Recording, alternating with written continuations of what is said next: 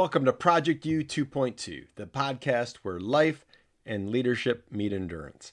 I'm Greg Helmer, joined by my wife and partner in life and work, Carrie. Each week, we dive deep into the mindset, the neuroscience, and the real grit it takes to stop drifting and start living with clarity, confidence, and endurance. This is about real life, real struggles, and real growth. So lace up, it's time to live with endurance. If you haven't listened to Carrie's most recent episode, Magnetic U 2.2, Manifest More, Worry Less, Shine Brighter, make sure you do. It's a powerful reminder that what we put out into the world, our frequency, our presence, our energy, changes what comes back to us.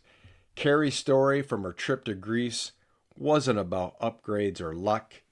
It was about gratitude, courage, and the quiet confidence that the universe or God meets you where your energy is. That message of hers hit me because in leadership, marriage, parenting, and life, your energy is your atmosphere. You either draw people in or you push them away. Today's episode builds on Carrie's.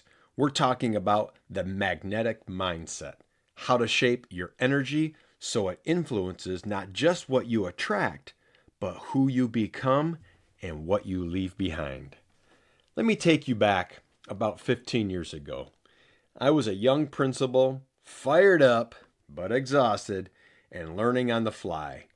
It had been one of those weeks where the air just felt heavy. And on a Friday morning, I walked into the conference room and you could feel the frustration by the team.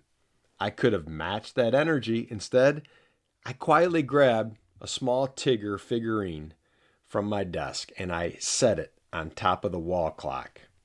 The one that always ticked about 5 minutes slow. The room went silent. And then someone laughed. Then another. It wasn't the toy. It was the shift in the room. That little moment reminded me, we control the energy we bring into the room. And the energy we bring can transform the room that we are in. Nothing changed in our workload or our deadlines or the agenda, but everything changed in our attitude. One simple gesture, a Tigger figurine on the clock. That's what magnetic leadership looks like. You don't have to lead a school to shift a room. Sometimes the most powerful leadership happens in the smallest, most ordinary spaces, like the checkout line at the grocery store. Next time you are there, look up from your phone for just a moment and notice the person ringing up your groceries. How's their energy? Are they rushed? Do they look worn out? Just trying to make it through another shift? You have a choice in that moment. You can add to the exhaustion or the grind, or you can shift it. Smile. Ask how their day's going. Thank them like they truly matter, because they do. And here's the ripple effect. When the cashier feels seen, they are more likely to smile at the next customer. The next customer might leave a little lighter. And without realizing it, your 2-second moment of positivity reshaped the next 10 minutes of that person's day. And maybe the day after that, or the shift after that. That's the magnetic mindset at work.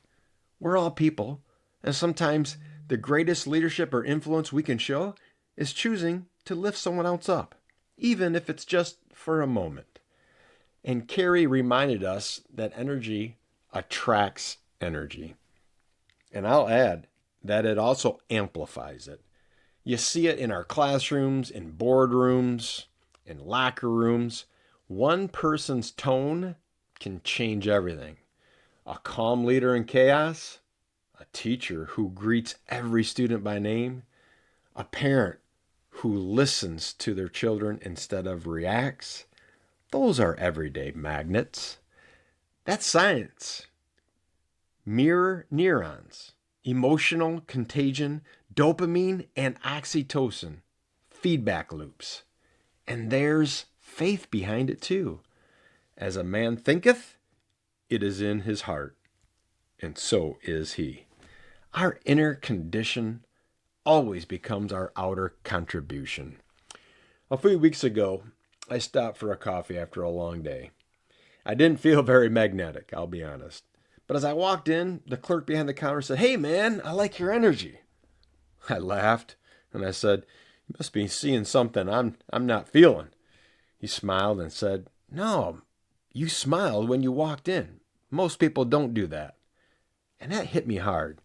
We think magnetic energy means having it all together, but sometimes it's just showing up with a little light when most people don't. Your presence is your power, even on tired days, maybe especially on tired days. And sometimes it's as simple as just a smile or greeting someone. Here are 5 ways to live with magnetic energy. Number 1, audit your energy. Every space has a pulse. When you walk in, you either raise it or you're going to lower it. Number 2, anchor every morning. Before you scroll on your phone, set your frequency. Peace, gratitude, optimism. And number 3, live with gratitude. Gratitude attracts alignment. It also disarms negativity. And number 4, be present. Don't worry about being perfect. People remember how you made them feel, not what you said. And number 5, leave energy behind you. Whether it's a meeting, a workplace issue, a meeting coming up, or a checkout line, leave it lighter than you found it. Carrie's story from Greece reminded me being magnetic isn't about pulling everything toward you. It's about pointing yourself toward what matters. A magnet, it draws things in. A compass gives direction. When your direction is right, what's meant for you won't miss you. And so here's the Project U 2.2 challenge of the week. In every interaction, whether it's at home, at work, or in that checkout line, pause and ask yourself, what energy do I want to be remembered for right now? And then bring it. Watch how people respond. Watch how small moments begin to shift. That's what living with a magnetic mindset looks like. You don't have to be perfect to be a magnet. You just have to be present. Show up with gratitude. Lead with a beacon of light. And trust that what you put out will ripple far behind what you can see. So this week, be someone's bright spot, because you never know who's standing on the other side of that counter or sitting in that meeting, needing exactly the energy you choose to bring. This has been Project U 2.2, where we don't quit, we don't coast, and we don't surrender. If today's message resonated, share it with someone who could use a little lift. And don't forget, every Wednesday at 6:22 a.m., Carrie brings her powerful perspective for women, faith, and growth. Until next time, stay strong, stay real, and keep living with endurance. See you at 6:22.